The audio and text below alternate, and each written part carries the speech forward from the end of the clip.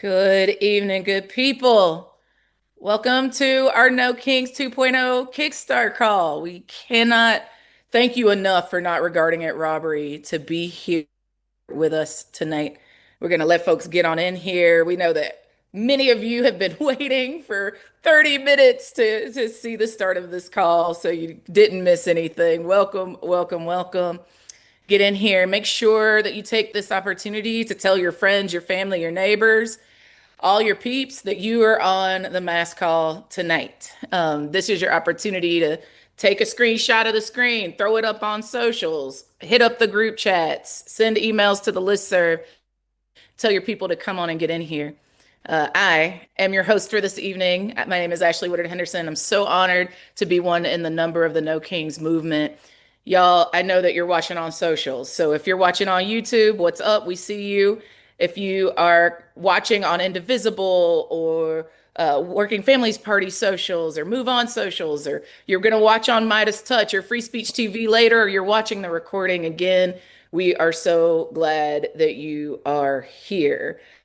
Make sure you tell a friend and have them come on and join us.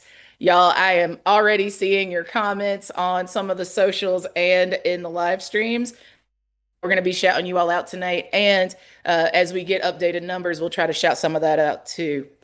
Y'all, I'm so glad that you're here. If you are watching on YouTube, the chat's turned off, but you can chat with us on Blue Sky and all the other the socials using hashtag No Kinks Kickoff. Again, the hashtag that we're using to talk to each other is hashtag No Kings Kickoff. Y'all know what to do. Make sure you tag us and use the hashtag so that we can make sure that we are lifting up what you're saying as you opt into our online conversation. Y'all, as we get into this, I just want to get us grounded a little bit. So much has happened to our people in our neighborhoods, to our states and countries in the since the last time we saw each other. And we know that there have been so many attempts by this administration and the minions that support them to overwhelm us, to steal, kill, and destroy, to shock us, to distract us, to harm so many and destroy so much that it can be really hard to know what to do, when to do it, how to do it, and where to do it as well. It's nearly impossible to show up to all the urgent calls. It feels like there's a new one every day. And to keep track of all the calls to action, there's certainly a new one of those every day. Or to know all the things that are happening locally, across our states, across our regions, nationally, and across the globe. So let's just be honest about how we're arriving. I know y'all are in the chat introducing yourselves. You're saying where you're from. You're shouting out the orgs that you work with. But let's also talk about how we're arriving emotionally. Maybe you're here tonight because you're scared. There's plenty to be scared about. Maybe you're skeptical about our ability to win in these conditions, and you're looking for an infusion of some grounded truth from some leaders you can trust and direction to change your mind. You're looking to be organized tonight. Maybe you just don't want to be alone with whatever you're feeling, and you're here to connect with a broad front of people across differences in ideology and identity who are wanting to be on the right side of history in this time, bending the moral arc of the universe toward justice. Maybe you're here because you're disgusted. You're concerned about ICE agents disappearing your neighbors or your loved ones, or National Guard deployments that are over policing your streets. Maybe you're here because you're pissed off about the attacks on free speech or attacks on your organizations and folks that you support. Whatever brought you, again, I just want to remind you that we're grateful that you're here tonight. May not agree on every single thing or even most things, but I still believe that we can come together across our differences to stop these harms through multi issue, multi tactical strategic actions. And that's what we're about tonight. Friends, speaking of action, there's so many paths for action right now. Y'all remember from 1 Million Rising, we've talked about non cooperation. We've talked about non-compliance. We've talked about direct actions. We've talked about symbolic interventions and building alternatives. We have done the gambit of talking about the tactical opportunities that we have today. And we're going to hear tonight from folks who are working in deportation defense. You're going to hear from the House of Labor tonight. You're going to hear from folks in faith communities. We're in the fight for our trans siblings and so much more. We're talking about all of this tonight. And about a really important intervention that we're going to try to do collectively on October 18th, 1 month from tonight. We're going to come together across all these communities to say with deep conviction from the deepest part of who we are that the people still have all the power. The video that's playing on the screen with me is a roundup of all 50 states from the first No Kings this past June, when over 5 million of us in over 2,100 cities and towns, hollers and hoods, urban, suburban, and rural communities showed up in peaceful protest to reject authoritarianism and fascism, autocracy, and oligarchy and showcase our dignity, demand and build democracy together, and make more real equal opportunity for every single one of us.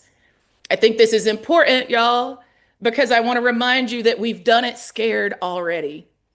And in a time where they are escalating their forces and attacks, we can do it again, and we can be bigger and badder than the sum of our parts. In October, we're going to do it again. We're going to work to organize so that there are even more of us this time. You know that we go from 5 million to more than that because you invite your people.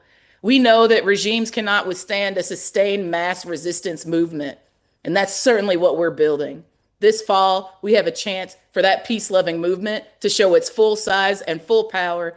If you're in it to win it with me, I need you to tell me in the chat, I'm in it to win it with you, that you are a member of this No Kings movement. If you're with me, I need you to let me know in the chat. I see you, Raquel, saying, we got this. It's true. Victory is ours. We just have to do the work to make it so. So as you're reaffirming your commitment in the chat, I just want to remind you what you're going to hear tonight. I'm sure you all have seen the headshot graphic that went around, but I am so hyped about the leaders that you're going to hear from tonight.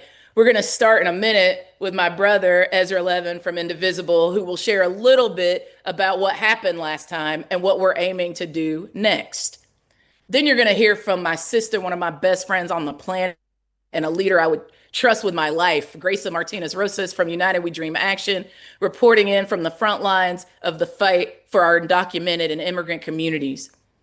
You're going to hear from the legendary Bishop William J. Barber II, who's going to ground us in the action that we're all called to in this moment. You're going to hear from Kaya Chatterjee calling in from Free DC. Shout out to Free DC and the movement to build power against occupation in our cities. Representing the House of Labor and with special shout out to the teachers on the front lines, Randi Weingarten is going to join us tonight from the American Federation of Teachers. And I'm really glad to have Joel Payne from Move On, who's going to walk us through some of the basic nuts and bolts for event hosts and attendees. So if you're wondering how to do this, we're going to give that to you tonight. I am incredibly thrilled to have Chase Strangio from the ACLU to share about the fight for our trans siblings inside and outside the courts. And to close us out, we have the baddest of our culture bearers, our artists, our movement practitioners, a special guest who just joined the lineup this evening because the fight for freedom of speech in our media and cultural spaces is more urgent now than it's ever been before. Stick around till the end to see who's with us. I think y'all already know. If you know, I want you to put his name in the chat, but we're gonna keep teasing it for a little bit for the folks who do not know yet who I am discussing. Folks, here's the thing. The only way we're going to get to more than 5 million people is through you inviting people. So as you're listening tonight, I want to again remind you that you can tell people that you're here. You can invite them to join us. You can take a pic. You can put it on your socials. You can send the event and you can tell them to save the date. You can be discussing what our people are saying on this call and spread the good word about what No Kings is up to. Y'all know it's bigger than a march. So let's make that so. I think we're ready to get into it with our first speaker. Indivisible members, where y'all at? I need to hear some noise across socials because we're headed to you first. Ezra Levin, again, is the co-founder and co-executive director of Indivisible. I'm going to pass it to him to talk a little bit more about what happened the first time around and why we're doing it again. Ezra, I'll kick it to you. Asher, I am fired up. Oh my gosh, this lineup, can I be honest? I'm glad that I don't have to follow anybody after me because they're all better than me. So I'm going to go as quickly as possible so everybody can hear the brilliance and get inspired by what's to come. I'm going to cover a little history, like you said. Just from my own perspective, look, Indivisible got started a little over 8 years ago with this very simple idea. Politics is too important to be left to the politicians. What we saw coming for us was this Trumpism force. And we also saw a political establishment that was unable or unwilling to stand up and say no. We thought that we could stand together, indivisible, and treat an attack on one like an attack on all. And we knew there were people around the country who were willing to say no with us. And we knew that we could say no with the most powerful force in American democracy that is peaceful, broad based, strategic, people led organizing. I am not the leader of the indivisible movement. There are thousands of leaders of the indivisible movement who have they have founded, they have led, they have persevered, and every one of these groups was established by a few people who looked around at the wreckage and they said, I'm not going to accept that. They refused to accept it. They raised their hands and they started to get to work where they were. Now, when it comes to No Kings, you know one of the great things about it? No Kings is not an indivisible project. It is way bigger than indivisible. And you're going to hear from a lot of folks who made No Kings what it was, because it was made up not of any one organization or any national coalition, even. It was made up of millions of people who put it together. When we all heard that Trump had these ridiculous military birthday plans for himself, he was going to throw himself this big parade, look like the big man. We joined with hundreds of organizations and millions of people to pull off No King's Day in June. 2,169 communities, every single state, every single congressional district, 27 countries. That's what we did in June, the single largest peaceful protest in years. And Trump, what did he look like? He looked like the enfeebled, lame duck has been that he is. And we demonstrated loudly for everybody to hear we don't do kings in America. That's not something we do here. Now, Trump is ramping up his attacks right now. We all see it. We're going to talk about it. He is lying. He is gaslighting. He is steamrolling the public. He is squashing dissent. Now, I understand how that can be scary. It is scary, but these are not the moves of a strong, confident leader secure in his position of power. Strong leaders don't bring the full might and power of the United States of America to fire comedians, to terrorize little girls. These are the moves of a leader who fears his people. Specifically, he fears what we intend to produce, which is the largest peaceful protest in defense of our rights, our communities, our democracy in modern American history. And it's that kind of power that makes authoritarians cower. This is not to say this moment is without risks. Look, if there isn't some part of you watching this, if there isn't some part of you existing in this moment that has some amount of fear right now, I gotta say, to be honest, I don't think you're paying close enough attention. This movement is not fearless. I wouldn't call us fearless. What I would say is this is a brave movement. This is a movement of normal, everyday Americans who are willing to stand up and call out this regime for what it is doing, brutalizing communities with a secret police force, invading and occupying American cities, systematically attacking black political power, undermining schools, endangering our health, burning relationships all across the globe, and screwing over 90% of us in order to give tax cuts to billionaires and donors. All the while, you're breaking laws, they're trashing the Constitution. But look, this movement isn't about Donald Trump. Hell, it's not even about his regime. This movement is about us. It's about all of us and what we do in this moment. This is a movement that understands cowardice is contagious. When Disney and ABC capitulate, 1,000 other institutions are looking at them and saying, maybe I'll take the cowardly way out too. That cowardice, it endangers all of us, but it is not inevitable. This is a movement that also knows that courage is contagious. We're a movement that understands the best way to protect the right to peaceful protest and the rest of our rights is to make our peaceful protest enormous, undeniable, unavoidable, and overwhelming. We understand that our only path out of this is by welcoming new people who have never protested before. And I'll be honest, who we probably don't agree with on everything. And that's not only okay, that's the goal, y'all. Because we do agree on something, that we don't do kings in America. And we do agree on another thing, that the path forward depends on us exercising our rights powerfully, peacefully, which means we recruit, we organize, we strategize, we exercise our rights out in the open. Because we know that when we do that together, Others will do that too. And when they do that, we win. On June 14th, all across the globe, look, we carried off this historic No Kings protest. On October 18th, it's not just a protest, y'all. We are ushering in the No Kings era. We're doing it peacefully, powerfully, in numbers that are impossible to ignore. So let's go make history together. Ash, back to you. I think we're ready to make a little history. I hear Kat in the chat saying she's here with us. We're going to go get it. And we're going after that 3.5% rule with everything we've got. So I see you. Thank you for being here. We've got indivisible members from literally all over the country. It's too many of y'all to name every city and town and state that you represent. But no, we see you keep up the chat. We're watching. I'll do a little bit of a special shout out to Indivisible Las Vegas because y'all are busy in the chat. Shout out to y'all. Thank you so much, Ezra, for being with us here tonight. Folks, I know you might be starting to wonder what are my concrete next steps? Like, very seriously, Ashley, tell me the ABCs of it all. To bring us some of that, I'm thrilled to be joined by Joel Payne from Vaughn. Joel, we'll toss it to you next.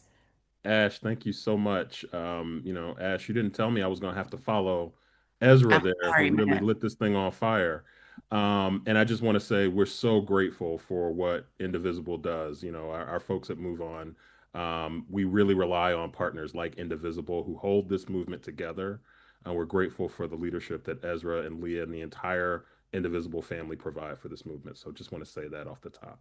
Um, you know, I'm so glad to be in this space representing Move On, and I'm so excited that we're doing this again. And Ezra talked a lot about what the June No Kings experience was, and we want to talk a little bit more about what to expect coming into October.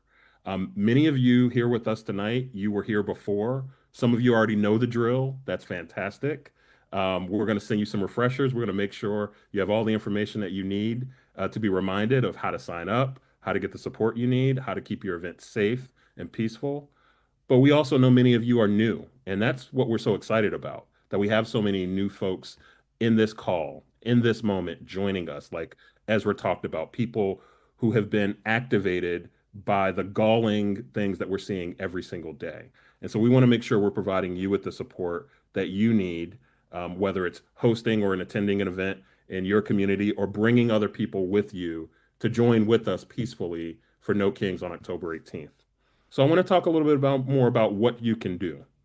A few things. You can sign up to host an event. If there isn't one near you already, sign up to host.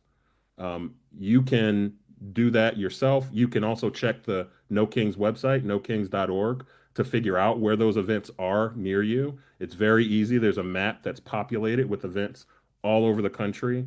Recommend people regularly check on that, stay updated. But when you go to nokings.com, click on register an event. It'll take you through the entire process. We've tried to make it as easy and as straightforward as possible. When you do that, you'll also see the host toolkit on that site. We'll make sure we send it to you again after you register.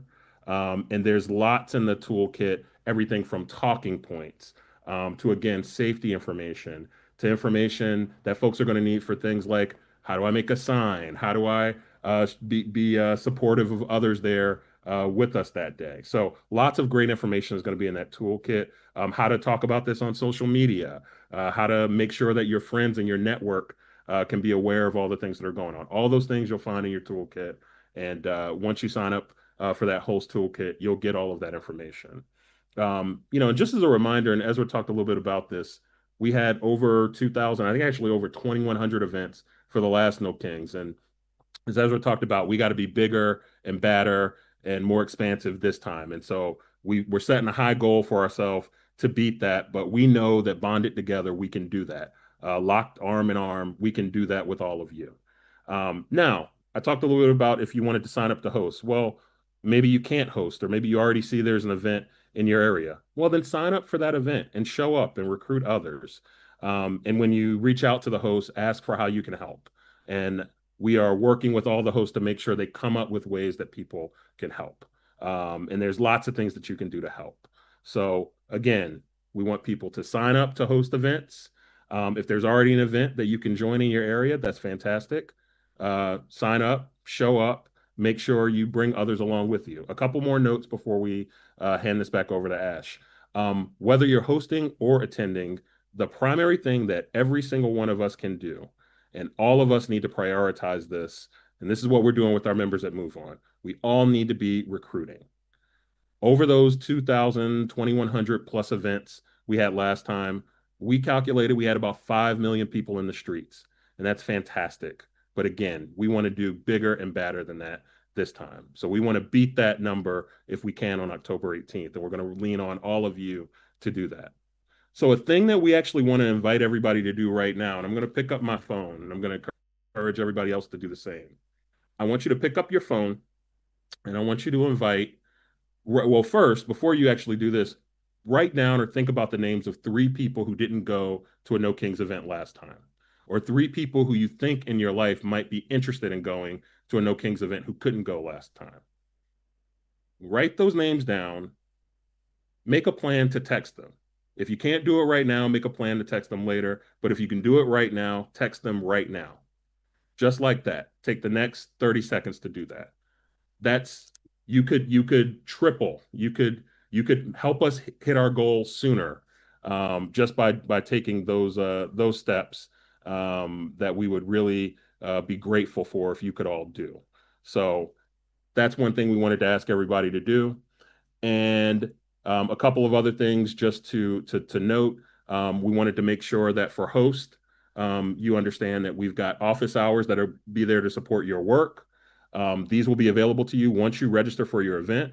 So when you register for your event and you get those events on the maps, those office hours will be every Monday and every Tuesday, and that information will be in a regular flow to you.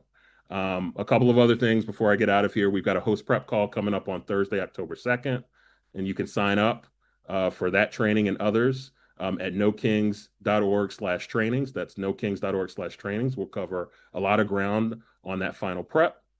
We've got some special trainings on media, messaging, digital engagement to help you work on how to deal with local media, local press, and build excitement for the event.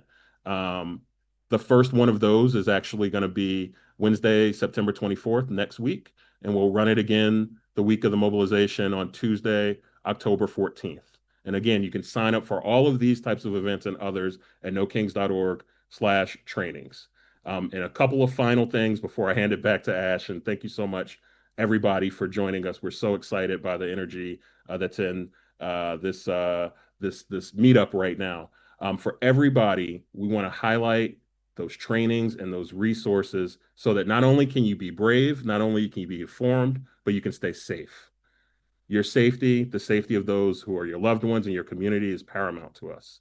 So we want to make sure that you sign up for those trainings and those resources so that you can do that. We've got wonderful partners at ACLU who are part of this coalition, who are offering Know Your Rights and protest safety trainings for all attendees. Lots of dates available. Again, nokings.org/training.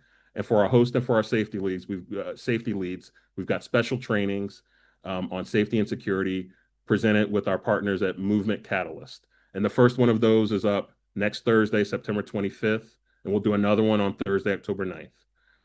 I know I gave a lot of dates. I gave a lot of information. Here's the thing. Go to nokings.org/trainings. You can get all of it. And with that, I want to thank you, express gratitude for Move On, and I want to hand it back over to Ash. Ash, back over to you. Joel, we love you. Thank you so much for being here with us tonight and for making sure that, like, for those of us that are OGs, we can still get sharpened by going to these trainings. And if you're brand new and you really don't know what to do, what's your first step if you're hosting one of these events? How do you get the word out? How do you keep people safe, etc.? Thank you for making these trainings possible so that folks don't have to be out here figuring that out by themselves. We're so grateful. Again, I want to remind you, you can go to nokings.org/trainings. That's where you're going to get all that good information. It's also where you're going to go if you're trying to find a No Kings event near you. So I want to remind you, you can go to nokings.org. And then when you go there, you'll see no thrones, no crowns, no kings. On October 18th, millions of us are going to rise again to show the world America has no kings and the power belongs to the people. Then I want you to click Find Event. If you go to Find Event and you don't see one near you, I want you to click to register an event.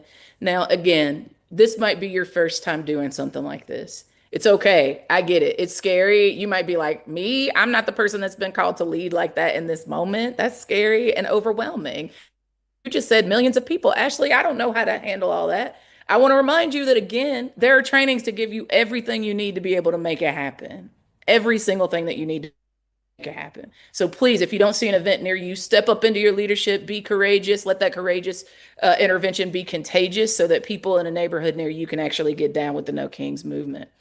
Thank y'all so much. Show some love to Joel. Before we go to our next speaker, I also just want to say again, if you are watching on the social media stream, shout out to the Indivisible team and others that are streaming this live, where you can put comments. I see y'all, and y'all are saying so many things about where you're calling in from, about the orgs that you rock with, about how moved you are by these speakers. Both Ezra and Joel got a lot of love in the comments. I also want to remind you that there might be folks that are trying to distract us from this good work. And I'm going to encourage you to not take the bait. Drown that mess out with love and messages of solidarity to the speakers and to each other. And remember, this is an opportunity to organize them too, right? Because this isn't about left or right. This is about whether or not you want a king in this country, right? So this is an opportunity to organize. I'm going to ask you to think like an organizer in your responses, and keep keeping on with what we actually are here to talk about tonight.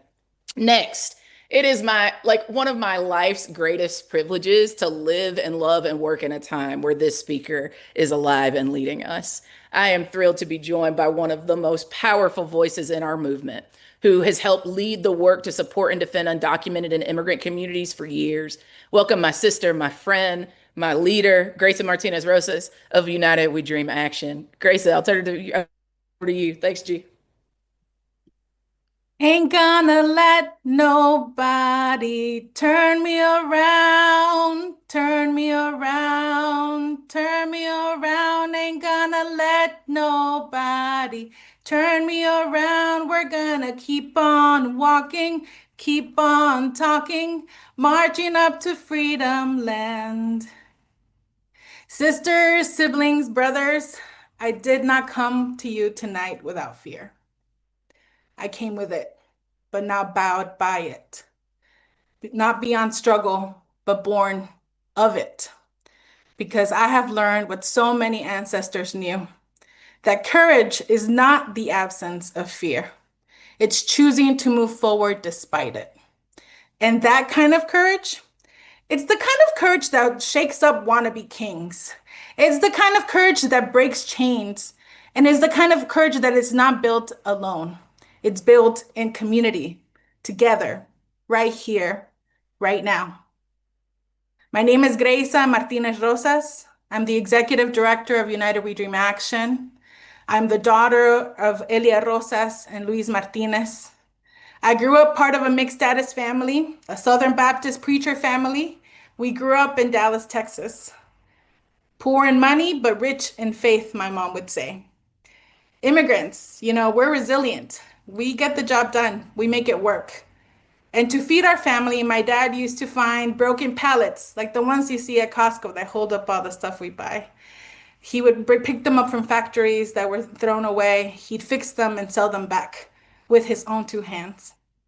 One day, my sisters and I were with him at work, music playing, helping our dad pile the pallets in his truck. And then a man came out. He was screaming. He called us thieves. He yelled slurs.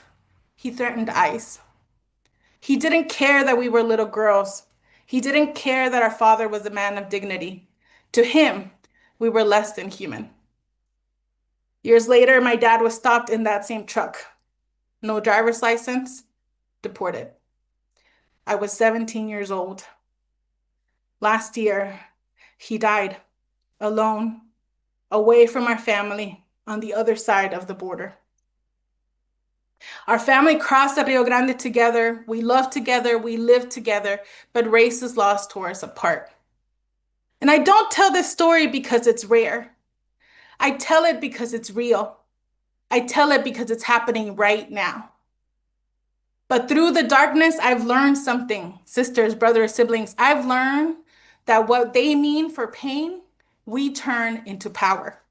That isolation can become belonging and organizing. That silence can become a song.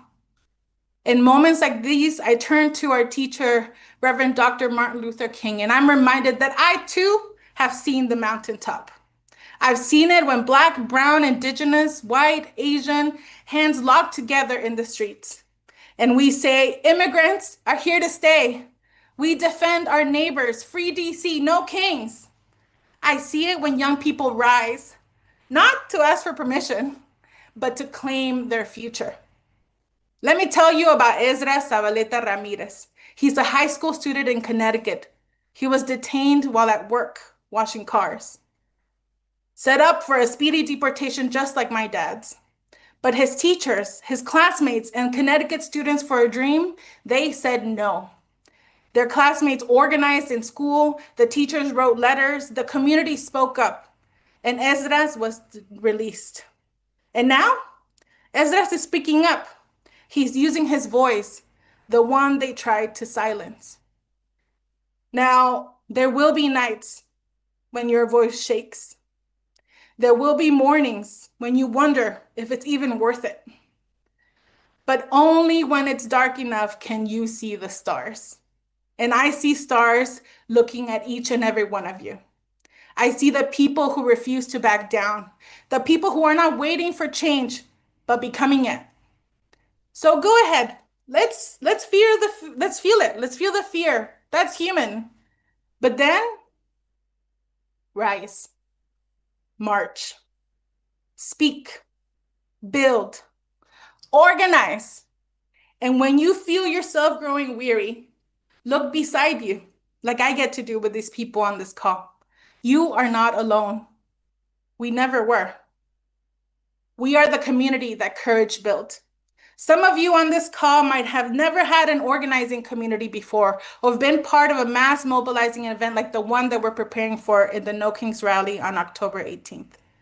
And I'm here to tell you, you deserve to. You deserve to feel the embrace and affirmation that when you know you're not alone.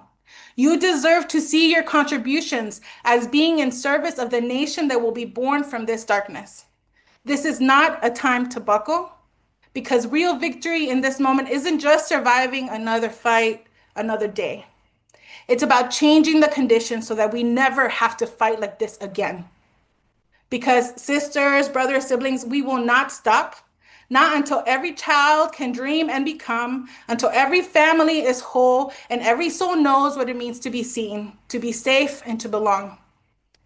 The mountaintop is not far. And let us be clear today. We are not here to beg for justice. We are here to build it, to be it. We do not come with empty hands. We come with ancestors behind us. We come with a fire passed down from prophets and poets and grandmothers, abuelitas, abuelitos who marched, and children who dream. We come to say, this is sacred work. This is freedom work. This is our work. And to choose those who think that, to those who think that we might be tired, we say, we may be tired, but we are not finished. We are just getting started. So watch what we can do together October 18th and see you in the streets. Greisa said, we are the community that courage built, y'all. We are the community that courage built. She also told me on a call a little while ago that if we haven't won yet, the story's not over. Because this right here, this suffering that our people are facing, these attacks, this fear mongering that's happening, this is not how our story ends, beloveds. I know it's not, because we're going to have more than 5 million people in the streets on October, and I called into courage because of Greisa Martinez Rosas. Y'all show some love in the comments for our sister G. We love you. We love you. We love you. We love the United We Dream family. Thank you so much for being here and leading us with such courage tonight. Y'all, before we move on to our next speaker, I want to share some news with you about one of the interventions that we're making this time around with the No Kings events. We're going to have millions of Know Your Rights cards at events, and event hosts have the ability to sign up to get shipments, right? We're not just making it your responsibility to figure out how to get them. You can sign up to get them through the No Kings website. We know our rights are under attack, just like Greisa covered, reminding ourselves and our communities that despite those attacks, we still have those rights. We still have them, and we're proud to exercise them. Reminding people of that is critical in this moment. But we're not just going to take these cards for ourselves, y'all. It's an organizing tool. We're going to take them for the people that we organize with, for the people that we care about, the rest of our communities. So don't just take one, take a stack. Print off even more from the website. Hand them out to your families. Flyer them at the churches and the synagogues and the mosques. Drop them off at the bar. See if you can leave them in the gas station. Use this as an opportunity to bring our people in the movement. Use it to start a conversation about how we're going to fight back and care for one another. The cards serve a couple of other functions. They're going to have the No Kings logo on them, right? We want to saturate our communities with this symbol because we know we want to create a sense of community as we spread our peaceful defiance. So every time you hand one to someone, it's like welcoming them in as a member of our movement. It's our membership card, and it's a visual reminder of what we're all saying together. There's also a QR code that's going to send people to a new resource that we're building on the No Kings website, building off the amazing work of so many of our partners' information. You're going to have information in languages that aren't English so that we can reach all of our people. There's going to be an opportunity to access toolkits for how to respond to various crackdowns from the administration. So if you hear ISIS stepping up their raids in your neighborhood, you're going to have something there. You hear there's a detention center opening up in the town next to you. We've got guidance for how you can push back against it. Planning to send the National Guard to your streets, we'll have resources compiled for you on how to get organized and make sure that that backfires. So stay tuned for more details on that soon and save some room in your wallets and your purses for a stack of cards in the near future.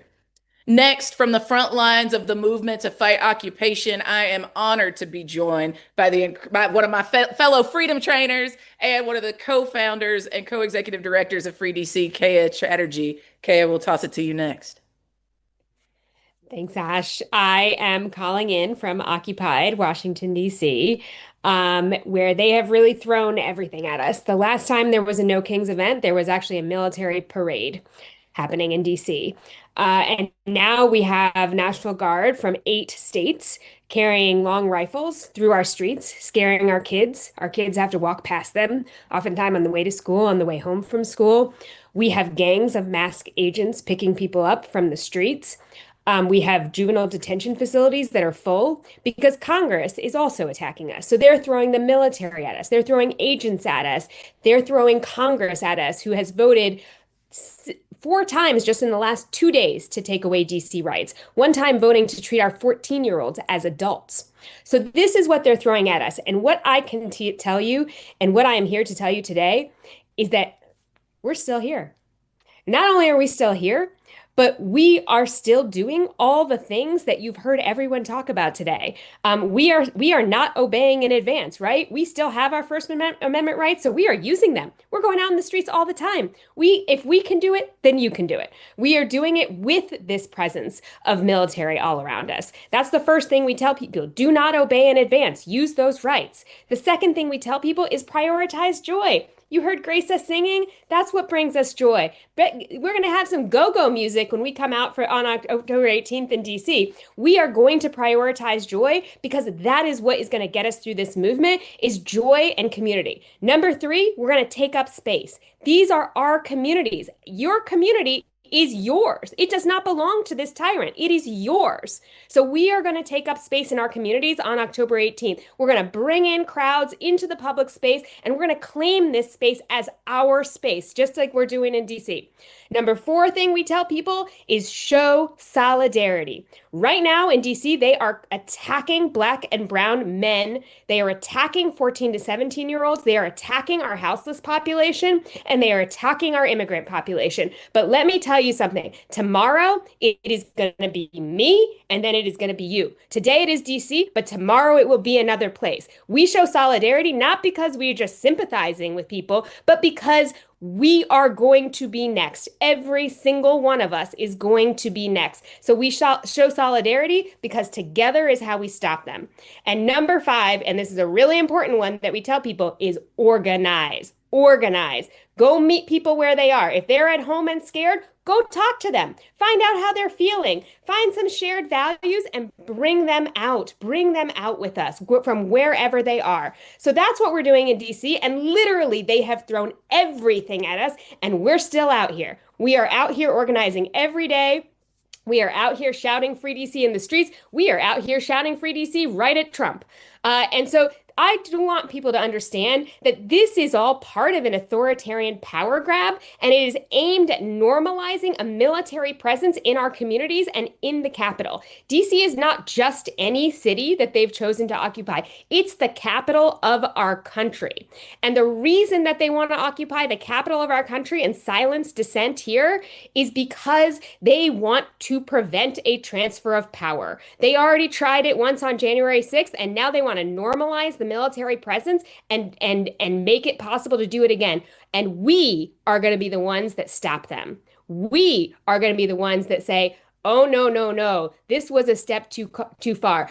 These attacks that they're doing right now, this is going to be the beginning of the end of this regime, because we're going to all come out together, and we're going to not only march together, not only turn out on October 18th, but we are going to use our power as jurors. We've seen that be so important. We've seen they couldn't indict that guy that threw that sandwich in DC. No. Because we have power as jurors. We have power as consumers. We have power as workers. Together, we have an incredible amount of collective power.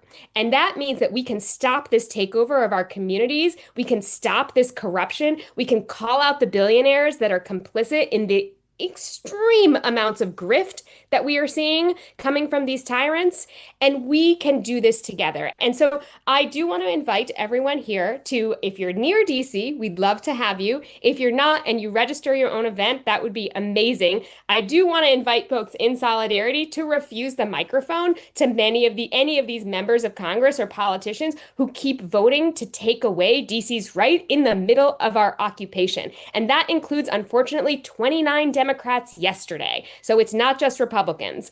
And this is a moment for us to say, like, no, we're giving the microphone to the people who show solidarity, to the people who stand with us, to the people who understand what is at stake here. And so if you want to know who that list is, you can go to freedcproject.org/occupation or freedcproject.org/news and see that full list. And we also have this opportunity, if you're from any of those 8 states that have sent your National Guard to carry weapons around Washington, D.C., this is an opportunity for you to use October 18th to say, hey, we want our guard back. We want our guard back home so we can be prepared for things that are coming at our community. Because again, they're not just coming for D.C., they're not just coming for us, they are coming for our democracy, and we are going to stop them. And it starts next on October 18th, and I will see you there. Hey, give us the website for Free DC Project one more time. It's freedcproject.org. All right, y'all. We expect that allies that aren't in DC will go and check out so we can figure out how to continue to be in solidarity. And I want to remind you that if you live in DC, there's going to be an event. We just heard there's going to be joy. There's going to be resistance. You're not going to want to miss it. Make sure you go to nokings.org to find out more information about that. I've seen a bunch of questions in the comments on the live streams about, like, well, what if I live in a red state, or what if I live in an open carry state? What if I live in a place where I'm not really sure, even if people align with me, how I can move them to show up? And I want to remind you to go to nokings.org/trainings. Go to nokings.org/trainings, because if you go there, there's a couple of things that I want to highlight. One, there's a protest safety, a know your rights, and a de-escalation training that's happening on October 6th. You can sign up to learn more there. There's also a No King safety and security training. There actually are a couple of those, one on the 25th of this month, one on October 9th. You can go there. If you want to learn more about, like, how to talk about this with people, there's a messaging, media, and digital engagement training that's happening October 14th, and so many more. So again, if you have questions about the how of this, I want you to go to nokings.org/trainings to get more information on that. I want to give you some unfortunate information, and then I'm really excited and hyped about our next speaker. Y'all, I know I told you that Bishop Barber was going to be joining us this evening, but our movement elder, the people's bishop, is still in transit. So we might not see him tonight. but there are still incredible speakers left on our docket for this evening, and we're going to keep driving through. Again, I want to remind you that if you have not found or signed up to host an event this evening, this is your opportunity. I want you to go to nokings.org, and I want you to either find an event, make sure that you're saying you're going to go, or host an event so that others can also join our movement. And I want to remind you that if you have not told your 3 people that you want them to come and get down with us, this is a great opportunity to do so. Y'all, up next is someone who you've seen on these calls, and I'm excited to bring her leadership into this space. Randi Weingarten of the American Federation of Teachers. Randi, thanks so much for being with us tonight. Of course. Can you see me? Can you hear me? Can see and hear you. You're good to go. Fantastic. So thank you, Ash, and I'm glad to go after our incredible leader of Free DC, because I think um, look, I am in the middle of, fighting all of them. I just left a launch of my book, which is called Why Fascists Fear Teachers. And the right wing really pretty much hates it because it basically calls out fascistic behavior and talks about teachers as the antidote. But the way in which they're fighting it is basically to try to censor me and try to say no TV shows, no radio shows, none of them. I should be shamed that I would actually put a book out like this in the aftermath of, you know what I'm saying. I'm saying this because we saw the same thing in DC. We're seeing the same thing in Memphis. We saw the same thing in with Jimmy Kimmel. We see the same thing with Chicago. They have now moved to a new strategy that basically understands they do not have the higher ground with respect to any policy. People don't like the big ugly bill. They don't want to lose their freedoms. So they are taking a tragedy and weaponizing it to chill speech, not for their conservative colleagues, but they don't want us to be on the streets. They don't want us voting. They don't want us to be on the street. They want to create fear and trepidation by using people like Jimmy Kimmel or Stephen Colbert or Hillary Clinton or me or Kaya or any of us to basically go after us to say, see, no one should go on the street.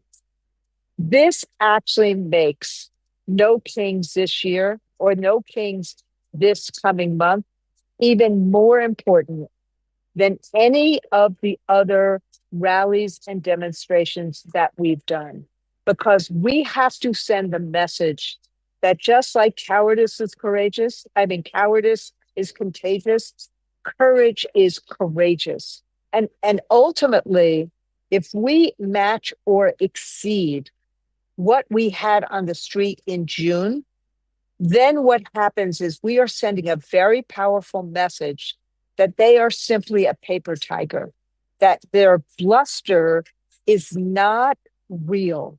And if we don't, what happens is they then do more and more and more. Remember, after the June No Kings, even with the terrible tragedy that happened to Melissa Hortman and others, what happened was there were so many people on the street, it basically pushed them back for a few weeks.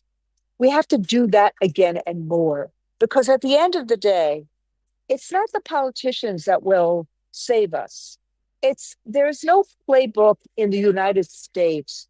There's an authoritarian playbook, but there's no playbook in the United States that we can go back to, maybe with the exception of Jim Crow, to actually fight what they're doing, because they are trying to suppress speech. They're trying to censor us. They're trying to denigrate us. They're trying to dehumanize us. And when I say us, I'm talking about every human being in America that believes that we have a right to live. We have a right to have decent health care. We have a right to have decent retirement security. We have a right to have good schools. We actually have a right to both. We have a right to reproductive freedom.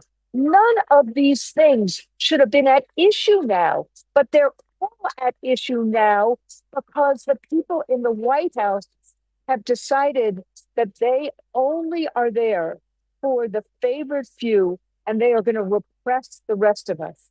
So this No Kings becomes more important than any other rally, any other demonstration any of us have done, including all the ones I have done fighting for education funding. It is something that will show a coalition of all of us together, standing together, speaking together with one voice, because that almost singularly will help send a message not only to Donald Trump, but to everybody in our communities that are scared that they cannot stop us from actually exercising the rights under our Constitution. So I wanted to be here tonight. I rushed from another event I was at. I wanted to be here tonight, not only to say that this book I wrote is about the freedom and lifting up teachers and fighting fascism at all its facets, but also we can do something real and meaningful if we do it together on October 18th. We are in, my union is in, we will do everything we can. And thank you. Solidarity, unity. I'll see you in the streets on October 18th. We love you, Randi. Thank you for being here. Shout out to the book launch. We're sending you a lot of love and solidarity. Thank you for holding it down for the House of Labor tonight. We see you and we appreciate you. Y'all, we're going to swiftly move to our next incredible leader. Y'all, I'm excited to invite Chase Strangino of the ACLU to come and speak to us. Y'all know Chase because he stood up in the fight in the Supreme Court for trans rights and has a lot to teach us about the different terrains of our fight. Chase, I'm going to toss it to you now. Thank you, Ash. Thank you, everyone, for being here tonight, for sharing space with all of us, for committing to resistance and dissent. I'm going to keep it real. Today is just one of those days where I sat on the messy brink of wanting to give up. Maybe some of you can relate to this. And it was not that I looked at the world and the compounding horrors and thought we can't do this. It wasn't that, because in my mind, I know that we can do this and we will do this.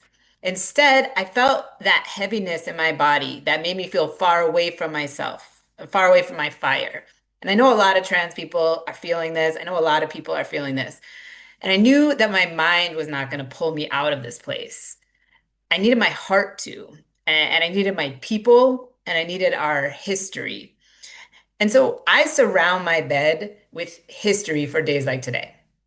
With Flawless Sabrina, who was arrested dozens of times in the 1950s and 1960s when cities and counties made cross-dressing a crime. Flawless would always say, "You are the person you've been waiting for." And her antidote for grief and pain was love and mentorship. And she never gave up on us. I surround my bed with Lorena Borjas, who organized trans Latina women in Jackson Heights, Queens, during the height of mass deportations under President Obama.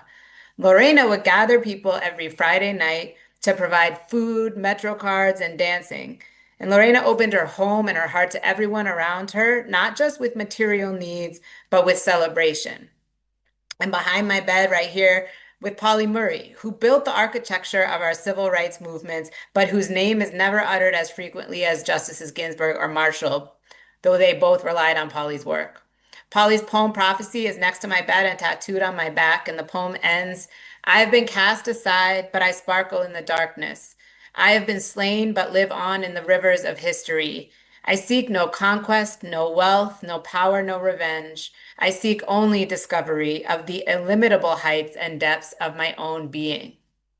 Each of these trans icons built around and through sweeping architectures of state violence. And they and many others are my guide right now as we face renewed efforts to cast us as a threat to be managed. So we're not starting from scratch. We never are. And in the face of eliminationist impulses, we move forward by insisting on solidarity. Trans people are facing these threats as an instrument, not an end. Authoritarians want to control our bodies and our imaginations, and trans people are an easy target. both because authoritarians often rightly believe we'll be abandoned by our allies, and also because we are uniquely destabilizing to simplicity. So that means you need us and we need you. We cannot survive this without you, but I would contend that none of us can survive this if we leave anyone to fight alone. And what's more, we're not just fighting against something, we're fighting for something, for a future that's more expansive in what we give and demand for each other. And everyone knows that all beautiful futures need queer and trans people. So let us insist on being in it together. So open your homes, give up your comfort, and show up tonight, tomorrow, and especially on October 18th. No one gets left to fight alone. So let's do this. I'll see you out there. Thank you all for having me here. Chase, we love you. Thank you for the ways that your bravery and courage has like invited us all to be our full selves. Thank you for calling the roll. Our ancestors and elders have built a legacy that is our inheritance. So we have what we need in our bones, y'all. Chase just reminded us of that. Y'all show some love in the comments for our comrade Chase. We appreciate you, fam. We appreciate you. All right, y'all.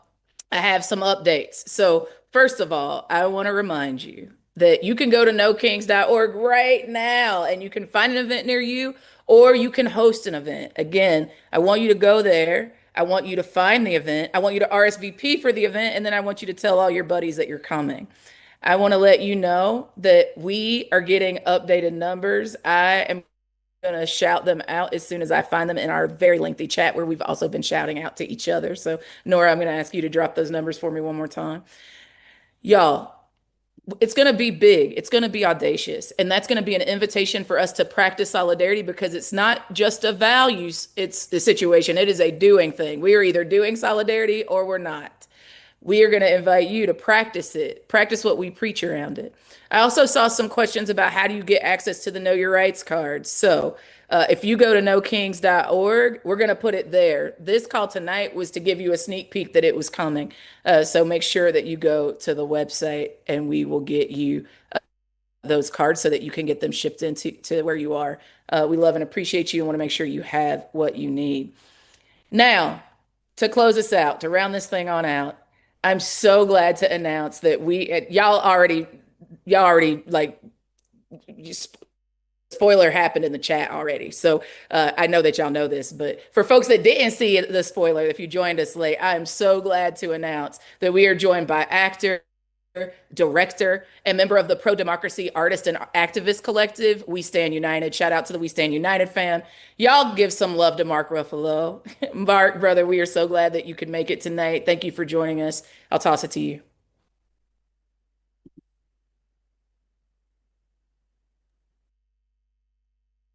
Uh-oh, Mark, you're on mute, bud. Thank you. There we go. Thank you, Ash.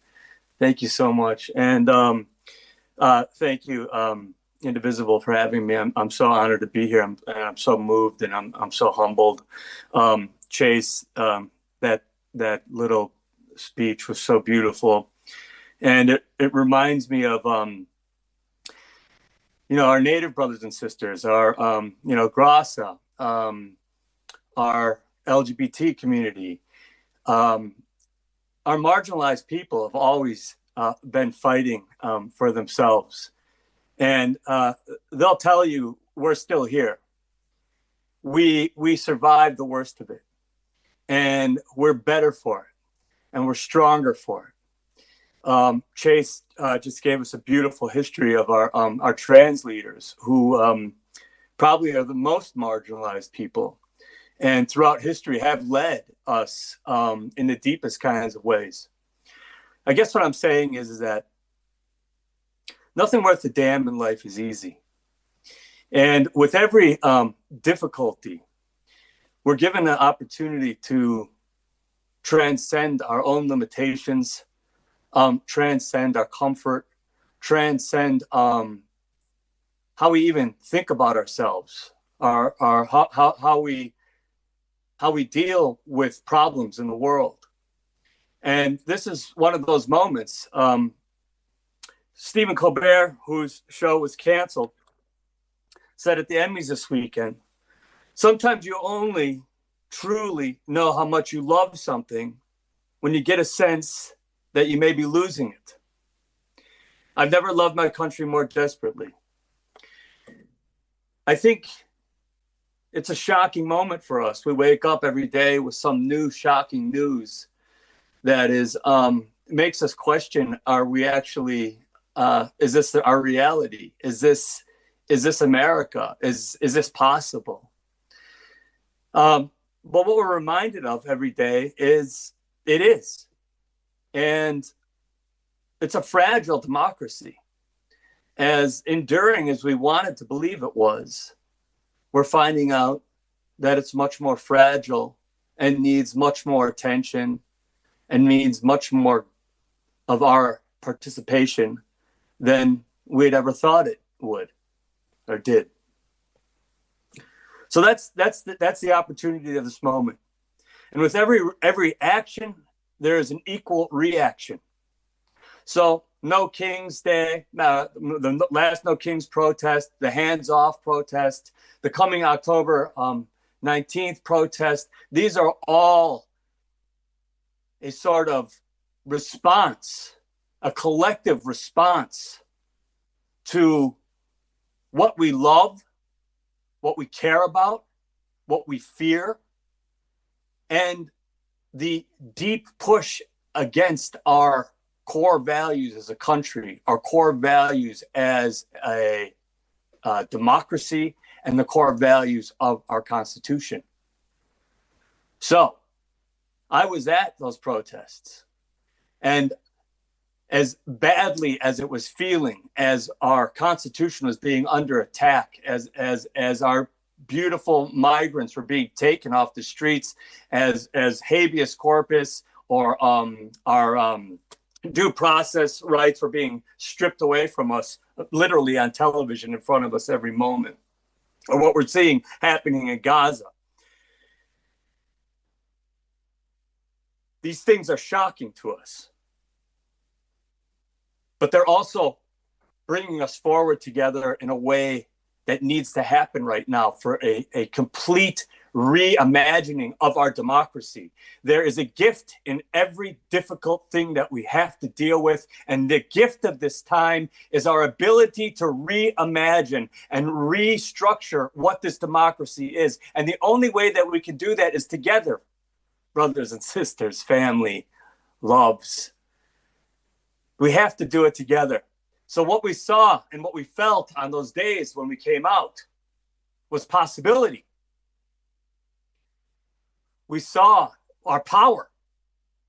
We saw this administration shrink in weakness. We saw his military parade be meaningless. We saw Trump's emperor with no clothes, this rambling, thoughtless, cruel child man, exposed for what he is. And we saw his administration exposed for what they are. And what they do is they prey on our decency. They're preying on our decency. They're preying on our ability to speak the truth to power. That's what this whole anti-fascist move is. Notice they don't call out an organization. They call it anti-fascism, okay? Because they don't want you fighting against fascism. But that's what we're doing here. Now, we saw Jimmy Kimmel's show was canceled. We don't know what the reasons are, really. It's very cloudy and murky. I don't understand what's happening right now. My industry doesn't understand what's happening right now. But what they do understand is our freedom of speech is being attacked. I heard Mark Maron today talk about it. He said, you guys were so afraid of being canceled. You went out and you screamed and you yelled about being canceled. But the cancellation was coming from people who didn't like what you had to say.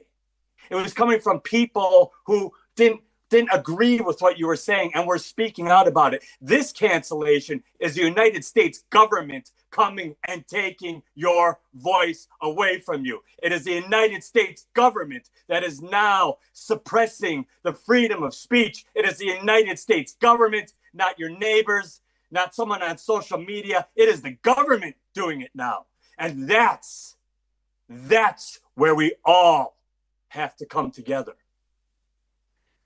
Because authoritarian regimes, fascist regimes have to degrade our freedoms more and more over time until we're living the smallest, the most frightened, the most secretive lives. Think of yourselves living under the Taliban, because that's where we're headed. So, I know it's scary. And I know that there's a lot of doubt. But now is the time for us to find our heroism. We love stories about heroes. As Americans, we keep this idea, the myth of the American hero, but when do we get a chance to actually engage in it? When do we actually get to live it instead of watching it told to us on television? Now is that time. And to be a hero is to walk into the darkness. To be a hero is to not know what's coming. To be a hero is to move because you know there's something that's worth fighting for on the other side, and you don't know what the outcome is. If we knew what the outcome is, this life would be meaningless to us. So we have to not know what the outcome is. But I promise you this, that outcome in that darkness is so much better than the one of staying hidden and quiet and alone, because you will only become more hidden, quiet, and alone. I've walked on the streets of places where there was authoritarian regimes. Budapest, I shot a movie there. Or the Hungarian version of this, Viktor Orban, who Trump is using as a model, has made those people so afraid that they won't turn their TVs on at night. You walk down the streets, it's silent. You won't hear people laughing as they come upon you in the nighttime. They're silent because they're afraid of each other.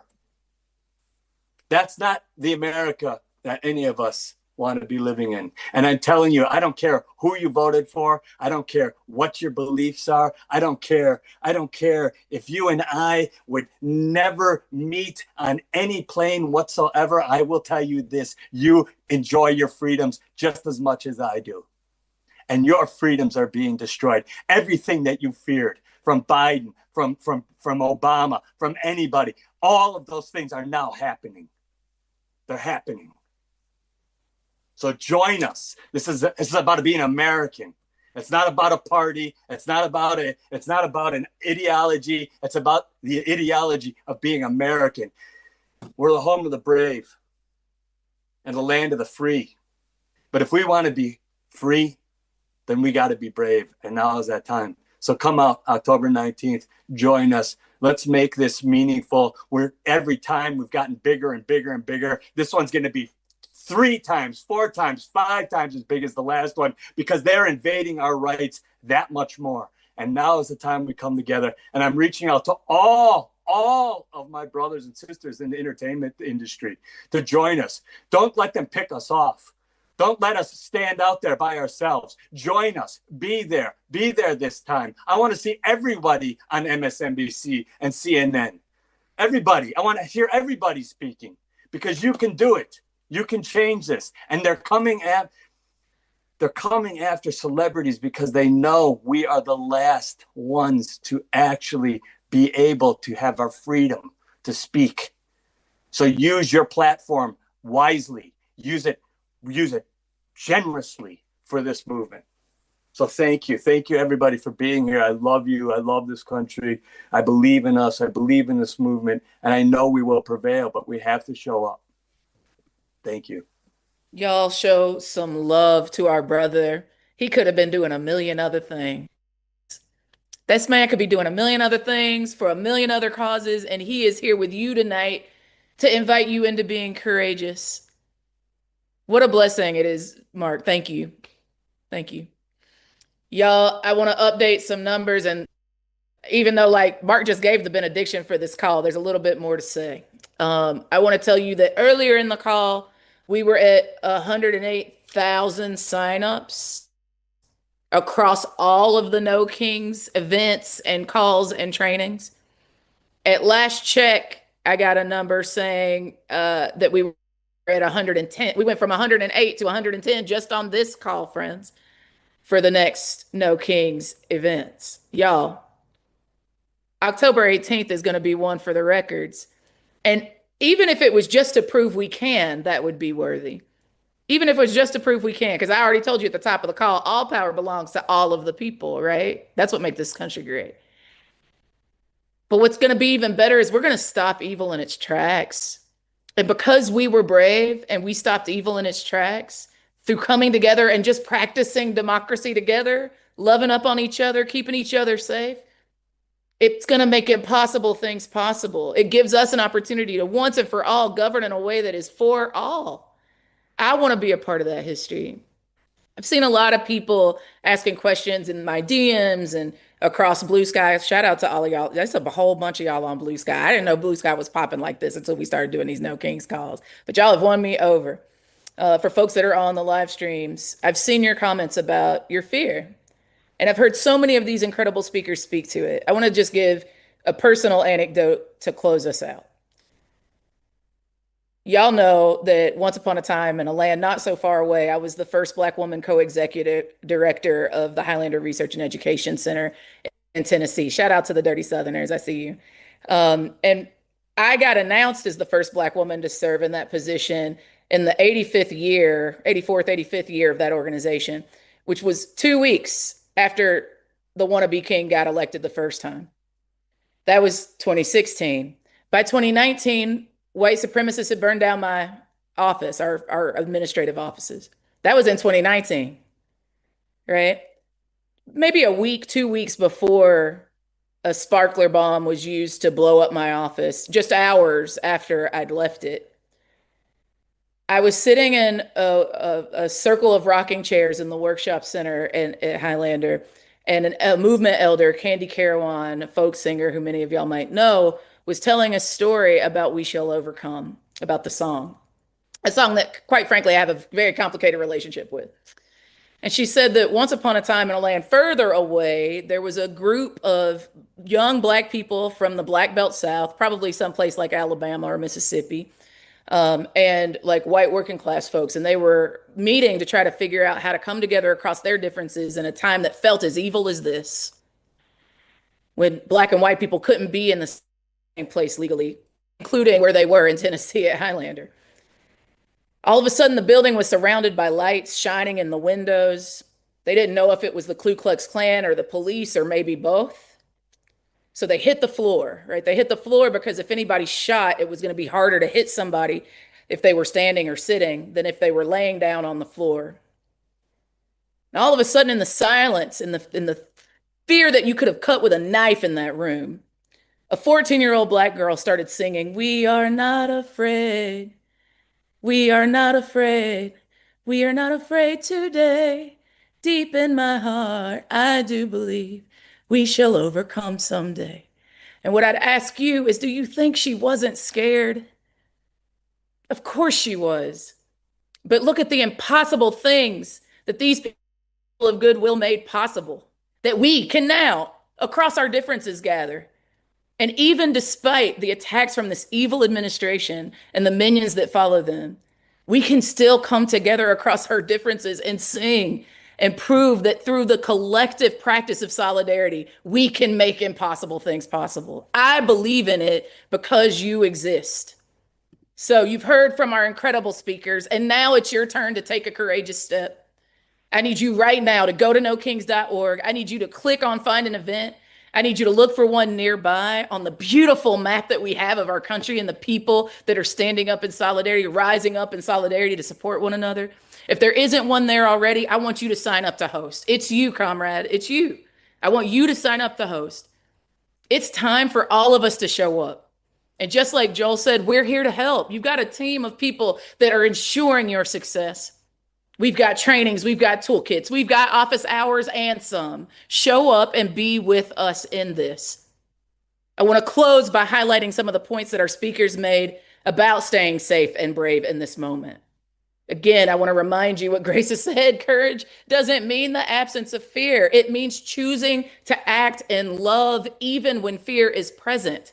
When the trolls are talking wild stuff out their neck in the middle of our Zoom call, we speak love. We speak courage. We choose to act in solidarity despite our differences. We organize them. We go get the know your rights and protest safety training so that we can make sure that we keep ourselves safe. We even, as we are event hosts, make sure that we have our safety leads join those host focused safety and de-escalation training so they got what they need. Now is the time for all of us, every single one of us, to take the thought about the faithful next steps that we can take to block and build that are right for us, to protect ourselves and the most vulnerable around us. We want everybody to be able to attend, y'all, regardless of their ability to take risks, regardless of their ideological difference, regardless of the identities.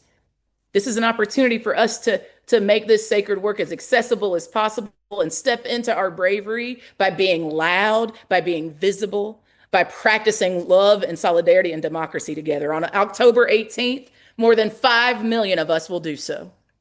I am naming it and claiming it. Because of you, we will be bigger than 5 million this time. And I hope each and every one of you will be part of that number. As we wrap up tonight, I want to again say thank you and just send so much love, so much protection, so much solidarity to each and every one of our speakers. And most of all, I want to thank each and every one of you, those of you who are leading the way in your communities, who are joining together in solidarity and taking action on October 18th and beyond it. The hope that we have in this moment is grounded. It is not naive optimism. It is grounded in the fact that you all keep showing up. Thank you. Have a great night.